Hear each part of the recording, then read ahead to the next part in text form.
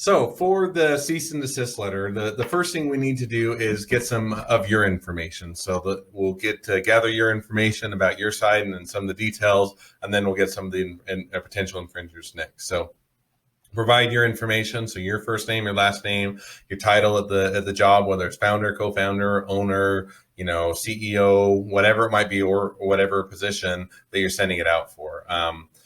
And if you don't have a company name, then you're going to just simply put your first and last name if there isn't a company involved, if it's just you as an individual. And then email address, this is going to be your primary email address. Put today's date, what we'll use for that information. And then one of the other things we'll need to know is, are they potentially infringing whether it's a trademark or a copyright? So if it's a trademark, if it's something with your brand that you already have a registered trademark, then you're going to select trademark, and vice versa. If you already have a patent, you're going to select a patent. So either way, it'll provide different information associated with that.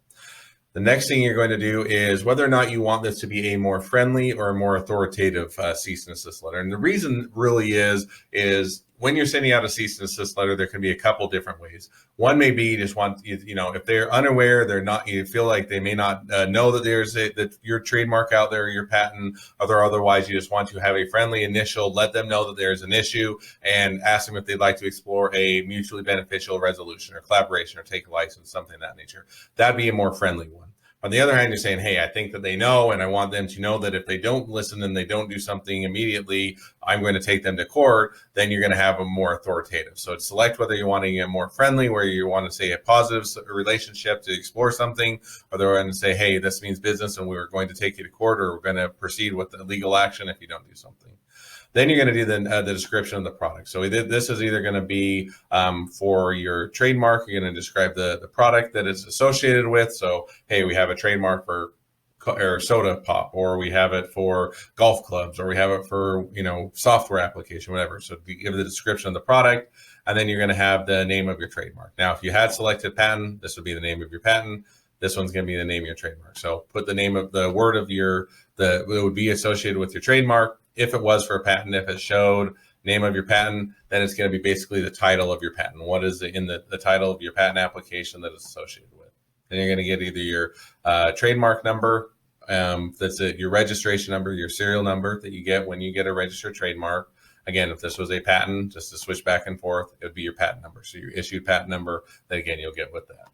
The next thing you'll put in here for either one is you'll do a URL. So get a URL that you're going to be able to provide a image that they can click on to get an image of your product. So that could be whether it is a URL to your website. It could be a specific one, a Dropbox link, or a Google Drive link, somewhere where they can get an image of your product or your mark, so that they can understand how you're actually using it. Then your phone number, address, basic information, and then you're going to provide that information. Once you get it all put together, then you're going to click next, and we'll go on to the next portion of the cease and desist.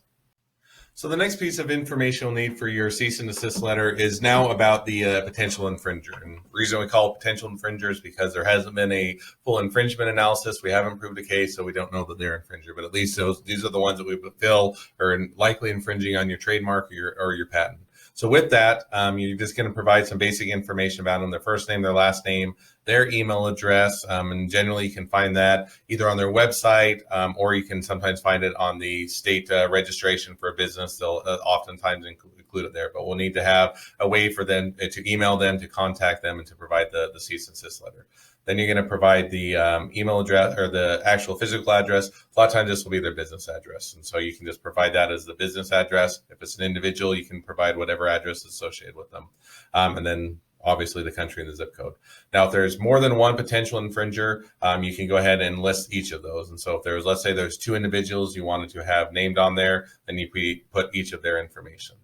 After you provide that, and you can add as many as you'd like, then you're going to put the potential infringers or the name of their business. So that could be, whatever their LLC name is, or their S Corp, whatever the name of their business is. If it's an individual and they don't have a business that you're aware of, then just put their first and last name as an individual.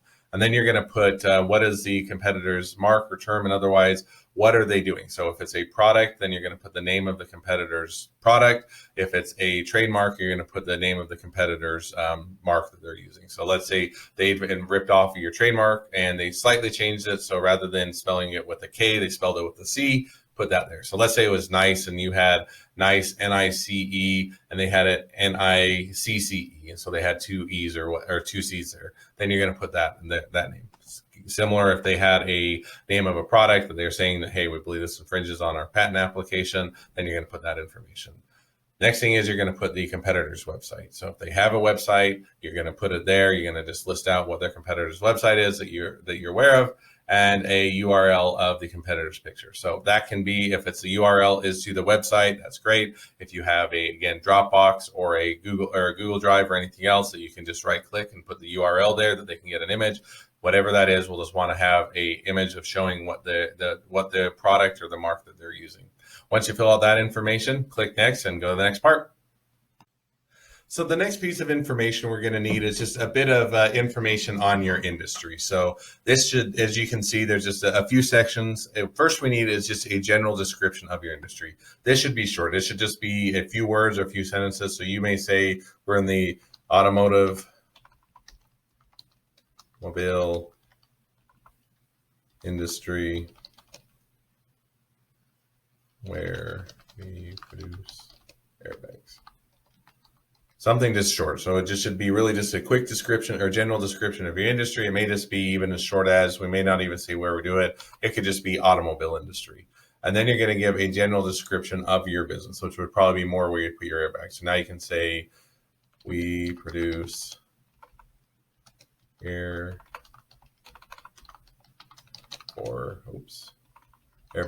for vehicles. So then you can just give a general description. This is what your business does. General description of what your business is. We produce airbags, for vehicles. And then the last thing is you're going to want to do is how many days you want to give the opposing or parties opportunity to respond. So this is basically in the letter you say, we want a response within X amount of days. Typically, you're going to say 5 to 10 days. If you only give them a couple days, they're going to blow it off and say, we've got to have more time than that to even reach out to an attorney or review things or get to the right person. If you give more than, an extended period of time, they're also going to say, hey, we've got a while, we're not going to worry about this. And then it kind of gets out of sight, out of mind. So you put it however many days you feel is appropriate. Average is somewhere between 5 to 10 days. Once you provide that information, click next, and we'll talk a little bit about how we'll send out the cease and desist letter. So the last bit of information we're going to need is just simply how you would like us to send out the cease and desist letter for you. So there's a couple different options. So as you can see, you can click down here.